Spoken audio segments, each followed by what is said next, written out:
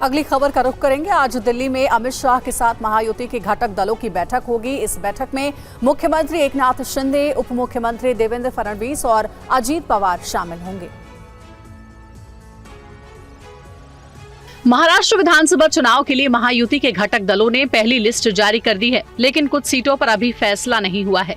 आज दिल्ली में गृह मंत्री अमित शाह के साथ महायुति नेताओं की बैठक हो रही है। इस बैठक में बाकी बची सीटों पर फैसला हो सकता है। अमित शाह के साथ मीटिंग के लिए महाराष्ट्र के मुख्यमंत्री एकनाथ शिंदे, उप मुख्यमंत्री अजीत पवार और देवेंद्र फडणवीस दिल्ली पहुंच चुके हैं। महायुति में अब तक 182 सीटों का ऐलान हुआ है। आज बाकी बची 106 सीटों पर फैसला होगा। उलझी हुई सीटों पर सहमति का फॉर्मूला तय होगा। कुछ सीटें ऐसी हैं जहां तीनों सहयोगी दावा कर रहे हैं। इन सीटों पर आज फैसला संभव है। खासकर आष्टी सीट से सिटिंग विधायक अजीत पवार की पार्टी से है, मगर इस सीट पर बीजेपी दावेदारी कर रही है। ऐसे ही तासगांव सीट अजीत पवार चाहते हैं। बीजेपी और एनसीपी की कुछ सीटों पर एकनाथ शिंदे की पार्टी भी दावा कर रही है। आज की बैठक में इन सभी मुद्दों पर चर्चा होगी और एक एक सीट पर मंथन किया जाएगा। महाराष्ट्र में एनडीए की बाकी बची 106 सीटों पर चुनाव का पूरा समीकरण टिका हुआ है। यही सीट महाराष्ट्र के चुनाव की दिशा तय करने वाली है।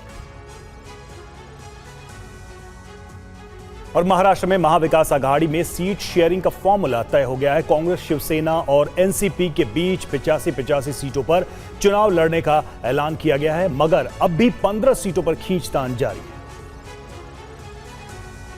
महाविकास आघाड़ी में अभी 15 सीटों पर पेच फंसा है। एमवीए के नेताओं ने इन 15 सीटों पर चुप्पी साधी हुई है। सोर्सेस का दावा है कि 15 सीटों पर अभी भी गतिरोध जारी है। शिवसेना, यूबीटी और कांग्रेस इन सीटों पर दावेदारी जुटा रही है। अभी एमवीए के तीनों बड़े घटक दलों में 85 सीटों का बंटवारा हुआ है, यानी महाराष्ट्र विधानसभा की 288 सीटों में 255 सीटें फाइनल हुई है। बाकी 33 सीटों पर आगे फैसला होना बाकी है। इन 33 सीटों में से 15 सीटें ऐसी हैं जिन पर कांग्रेस और शिवसेना, यूबीटी अड़ी हुई है। इन विवादित सीटों पर अभी और बातचीत होगी। कांग्रेस नेता विजय वडेट्टीवार ने कहा कि किसको कितनी सीटें मिली हैं ये सवाल नहीं है, कौन कितनी सीटों पर जीतेगा ये मायने रखता है। महाराष्ट्र में सत्ता परिवर्तन करना है तो इसमें सीट शेयर कितना किसने लड़ा ये मायना नहीं रखता है। मायना ये रखता है कि कौन जीतेगा। तो हमारा पूरा आज हम सीट शेयरिंग के बाद में हमें पूरा कॉन्फिडेंस है कि हम 200 के पार जाएंगे। महाविकास आघाड़ी में अभी भिवंडी पश्चिम, वर्सोवा, कुलाबा, भायखला और नागपुर दक्षिण जैसी सीटों पर उम्मीदवार घोषित नहीं किए गए। और महाविकास आघाड़ी में जारी खींचतान पर संजय राउत ने कहा है कि घटक दलों की एकजुटता बेहद जरूरी है। तो उद्धव ठाकरे को कम सीट मिलने पर बीजेपी ने तंज कसा है। कल हम पवार साहब के सामने बैठे थे, पवार साहब ने हमें गाइड किया, उद्धव ठाकरे साहब ने भी फोन पर गाइड किया। और हमें चाहते हैं कि किसी भी रोक टोक के बिना ये चुनाव हो जाए। हमारी जो एकता है वो लोगों के सामने आए। मसला सीटों का नहीं है, जो जीतेगा उसको सीट है।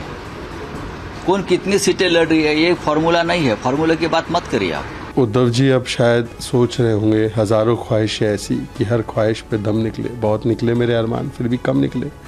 जब एक समय पे वो हमारे गठबंधन में रहते थे तो मातोश्री से टिकटें डिसाइड होकर जाती थी और कितनी सीटों पे लड़ते थे।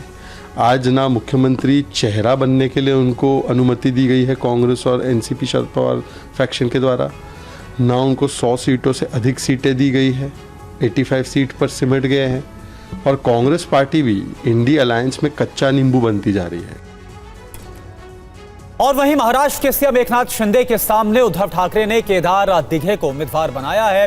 केदार दिघे दिवंगत नेता आनंद दिघे के भतीजे हैं। पूरी खबर आप देखिए। ठाणे की कोपरी पंच पाखड़ी सीट की महाराष्ट्र में सबसे ज्यादा चर्चा हो रही है। इस हॉट सीट पर जबरदस्त मुकाबला होने के आसार हैं। कोपरी पंच पाखड़ी सीट से शिवसेना, यूबीटी ने दिवंगत नेता केदार दिघे के भतीजे आनंद दिघे को उम्मीदवार बनाया है। आनंद दिघे शिवसेना के कद्दावर और पुराने नेताओं में से एक थे। केदार दिघे को बाल ठाकरे ने ठाणे में पार्टी को मजबूत करने का जिम्मा सौंपा था। आनंद दिघे के भतीजे को सीएम शिंदे के खिलाफ चुनावी मैदान में उतारा गया है। मैं वंदनीय बाला साहब और दिघे साहब का शुक्रगुजार हूँ। उनके आशीर्वाद के बलबूते पे आज ये आने वाली जो विधानसभा चुनाव है इसके लिए मैं सामना कर रहा हूँ। मुझे ऐसा लगता है हर एक शिव सैनिक के मन में, उसके सोच में जो विचार वंदनीय बाला साहब और दिघे साहब ने दिए हुए हैं वो सोच लेकर जिस तरीके से ठाणेकर जनता को जो न्याय देना है वो देने का काम हम सभी शिवसैनिक, यहाँ के महिला आघाड़ी, सभी मेरे सहकारी और युवा सेना ये 100% इस पे सही उतर के काम करेंगे। शिवसेना यूबीटी के उम्मीदवार केदार दिघे ने कहा है कि शिवसैनिकों के दम पर इस सीट को फतेह करेंगे। और महाराष्ट्र में होने वाले विधानसभा चुनाव से पहले नकदी बरामद होने का सिलसिला भी जारी है। अब पुणे में कार से 5 करोड़ से ज्यादा कैश बरामद हुआ है, तो नागपुर में भी नकदी पकड़ी गई है। पूरी खबर देखिए। विधानसभा चुनाव से ठीक पहले पुणे में एक कार से 5 करोड़ रुपए बरामद होने के बाद अब महाराष्ट्र के अलग अलग शहरों से कैश की बरामदगी हो रही है। नागपुर के जलगांव में पुलिस ने अलग अलग इलाकों से करोड़ों रुपए बरामद किए हैं। जलगांव के कसोदा गांव के पास पुलिस ने एक कार की डिक्की से 1 करोड़ 45 लाख रुपए बरामद किए। दूसरी बरामदगी जलगांव के अमलनेर इलाके में हुई, जहां एक गाड़ी से 16 लाख 38 हजार रुपए बरामद किए गए। पुलिस ने नागपुर में एक बाइक सवार के पास से 7 लाख रुपए बरामद किए हैं। पुलिस की जांच में पता चला है कि आरोपी की चाय की दुकान है। महाराष्ट्र में विधानसभा चुनाव को लेकर आचार संहिता लागू होने के बाद पुलिस चौकसी बरत रही है और चौक चौराहों पर चेकिंग तेज कर दी गई है। दोनों ही मामले में आरोपी कैश को लेकर सही जानकारी नहीं दे पा रहे हैं। पुलिस इस बात की जांच कर रही है कि ये पैसे किसी व्यापारी के हैं या इसका चुनाव से कोई कनेक्शन है। इससे पहले पुणे में 5 करोड़ रुपए बरामद होने की खबर सामने आने के बाद शिवसेना उद्धव गुट से शिंदे सरकार पर बड़ा आरोप लगाया था और दावा किया था कि ये पैसे विधायकों को भेजे जा रहे हैं ताकि चुनाव को प्रभावित किया जा सके।